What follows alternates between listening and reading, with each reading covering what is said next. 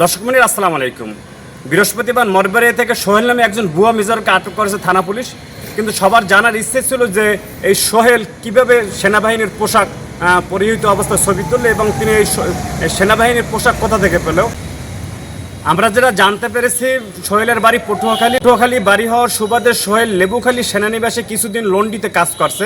সোহেল কাজের ফাঁকে একটা সময়ে একজনের পোশাক পরে ওই ছবিটা তোলে। আপনারা যে স্ক্রিনে যে ছবিটা দেখতে পারতেছেন, তিনি কিন্তু এই ছবিটা পরেন এবং এই ছবি দিয়েই কিন্তু তিনি বিভিন্ন জায়গায় প্রতারণা করে আসছিলেন। কারণ সোহেলের যে চেহারা চূড়াত আপনারা দেখতে পাচ্ছেন যে একেবারে স্মার্ট একটা ছেলে, এবং পোশাক পরার পরে তাকে কিন্তু সেভাবেই একজন অফিসার হিসাবেই কিন্তু মানিয়েছে এবং তিনি এই ছবি দিয়েই কিন্তু প্রেমের ফাঁদে ফেলে এক নারীকে বিয়ে করেন এবং তিনি বিভিন্ন জায়গায় নিজেকে সেনাবাহিনীর মেজর এবং ডিজিএফআইয়ের অফিসার পরিচয় দিয়ে অনেক লোকের কাছ থেকে তিনি টাকা নিয়েছেন, তাদের চাকরি দেবেন।